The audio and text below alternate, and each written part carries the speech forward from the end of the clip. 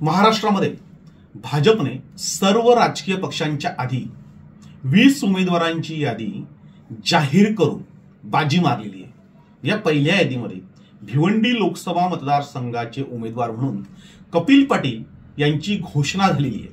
म्हणजे खरं तर गेले 6 महिने कपिल पाटील यांना तिकीट मिळणार नाही, त्यांना कल्याण लोकसभेमधून लढावं लागेल किंवा त्यांना तिकीट नाकारल्यानंतर ते काँग्रेसमध्ये जाऊन लढतील, अशा प्रकारच्या अफवा ह्या पसरवल्या जात होत्या। म्हणजे खरं तर ज्यांना राजकारणाचा जराही अभ्यास नाही असे काही महाभाग आपल्या मंद भक्तांमार्फत ह्या अशा चर्चा घडवून आणत होते।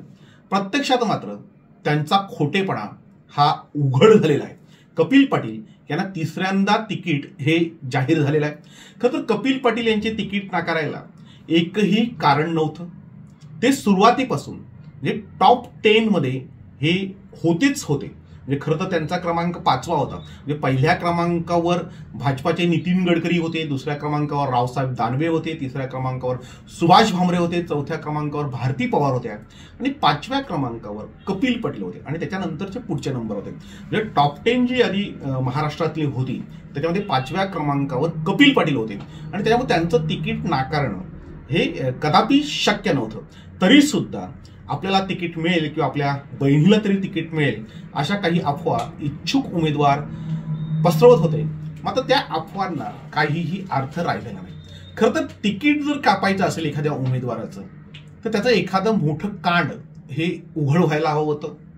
अशा प्रकारचं कुठलंही कांड किंवा अशा प्रकारचा कुठलाही भ्रष्टाचार किंवा कुठल्याही प्रकारची बदनामी ही उघड झालेली नव्हती, पूर्ण मतदारसंघामध्ये ती पसरलेली नव्हती। खरं तर विरोधकांनी कपिल पाटील यांची दुखरी न शोधून काढून रान पेटवायला हवं होतं। पूर्णतः प्रचार यंत्रणा त्यासाठी राबवायला हवी होती। मात्र खोटं बोलून तिकीट मिळत नसतं किंवा आपण किती मोठे आहोत हे सांगून कुणीही कोणताही राजकीय पक्ष त्यांना तिकीट देत नसतं। तर दुसऱ्या उमेदवाराचं तिकीट कापण्यासाठी ज्या काही गोष्टी करायच्या असतात त्या कराव्या लागतात। मात्र नेहमीप्रमाणे कपिल पाटील यांच्या विरोधामध्ये विरोधक हे कमी पडले आणि कपिल पाटील यांनी बाजी मारली, त्यांना तिसऱ्यांदा तिकीट मिळालेलं आहे। म्हणजे अजूनही जे काही विरोधक आहेत तेही गडबडलेले हडबडलेले दिसतात। म्हणजे नेमकं आता काय करायचं, कारण विरोधकांचं तिकीट हे जाहीर झालेलं नाही। म्हणजे खरं तर तिकीट कोणाला मिळतंय हेच अजून कोणाला माहीत नाहीये।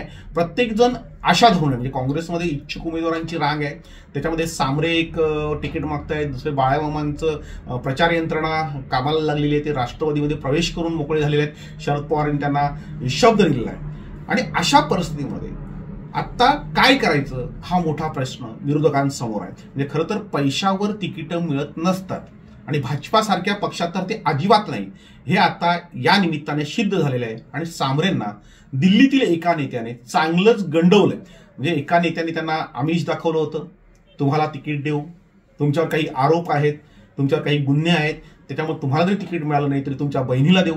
त्यामुळं सामरे जे आहेत हे प्रत्येक सभेमध्ये किंवा त्यांच्या चर्चा ज्या घडून आणल्या त्यामध्ये सांगत होते की एखाद्या सामान्य कार्यकर्त्याला जिजाऊच्या तिकीट मिळेल असं ते वारंवार सांगत होते।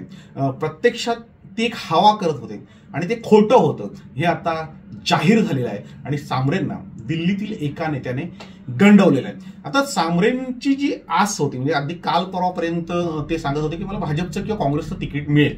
म्हणजे काल परवाच त्यांनी झडपोलीला एक पत्रकार परिषद घेतली, पत्रकारांशी बोलणं केलं, त्यावेळेस ते बोलले की भाजप तिकीट देते का काँग्रेस तिकीट देते का ते बघू, नाहीतर आम्ही एकला चलो अशा पद्धतीने जाऊ, अशी त्यांची भाषा होती। प्रत्यक्षात आता भाजपने तिकीट नाकारलेलं आहे। त्यांचे कट्टर विरोधक हे कपिल पाटील आता निवडणुकीच्या मैदानामध्ये आता त्यांचं लक्ष लागलेलं आहे ती काँग्रेसच्या तिकीटाकडे। म्हणजे काँग्रेस नेमकं काय करतंय याच्यावर त्यांचं भवितव्य अवलंबून आहे। महाराष्ट्रातील एक नेता काँग्रेसचा त्यांनी त्यांना शब्द दिलेला आहे की आम्ही तुम्हाला तिकीट देऊ, त्यामुळे त्या आशेमध्ये खरं तर एकाच वेळेस एकाच उमेदवाराने 2 पक्षांकडे तिकीट मागून चाचपणी करायची नसते, कारण सगळ्या राजकीय पक्षांना किंवा उमेदवारांना सगळं काही माहीत असतं. जे राजकीय नेते आहेत त्यांच्याकडे सगळे सोर्स असतात, त्यामुळे कोण कोणाकडून तिकीट मागतंय किंवा कोण कोणाच्या वैतरणीला गेलेलं आहे हे सगळं माहीत असतंय. त्यामुळे भाजपमधून पण तिकीट मागितलं होतं, काँग्रेसमधूनही तिकीट मागितलं होतं. आता भाजपने नाकारल्यानंतर काँग्रेस तिकीट देईल अशी चर्चा आता घडवून आणली जाते. प्रत्यक्षात मात्र शरद पवार यांचं जे दान आहे ते बाळामामांच्या पारड्यात पडलेलं आहे. म्हणजे आजच नंदुरबारला जी राहुल गांधींची जी सभा झाली, ती सभा झाल्यानंतर राहुल गांधींच्या व्हॅनिटी व्हॅनमध्ये शरद पवार आणि संजय राऊत यांनी राहुल गांधींशी चर्चा केली. आणि ती जी काही चर्चा काही अडलेल्या जागांवर होती, काही जिथं घोडं अडलंय त्या जागांवर त्यांनी चर्चा केली होती. आणि त्याच्यामध्ये भिवंडी लोकसभा मतदारसंघ हा होता.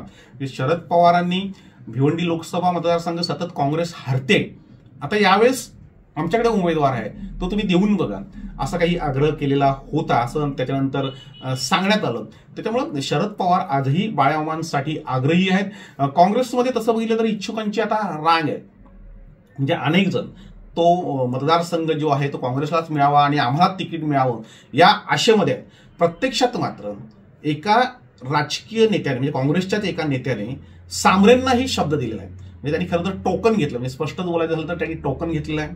त्यांना झुळवणं खेळवणं हे सुरू आहे. प्रकाश आंबेडकर यांनी खूप चांगल्या पद्धतीने काँग्रेसचं वर्णन केलं होतं की काँग्रेसमध्ये सुपारीबाज नेते आहेत आणि पूर्वीपासून हे काँग्रेसमध्ये तिकीटं विकली जायची. आणि त्याच्यामुळे काँग्रेसची जी उतरण लागली ती त्याच्यामुळेच लागली की त्यांनी कोणाचं कर्तृत्व बघितलं नाही, निवडून येणारा उमेदवार बघितला नाही.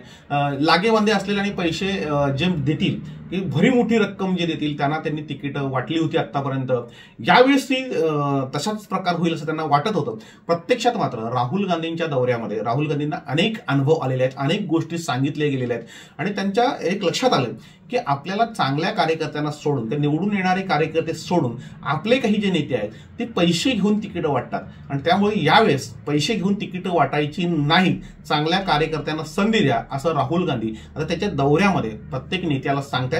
त्याच्यामुळे नेमकं काय होईल, काँग्रेसचं तिकीट हे कोणाला जाईल की राष्ट्रवादीच तिथे बाजी मारेल हेही आतापर्यंत सांगता येत नाही. म्हणजे सध्या तरी सांबरे यांच्या हातातून भाजप गेलेला आहे. आता ते काँग्रेसकडे डोळे लावून बसलेत.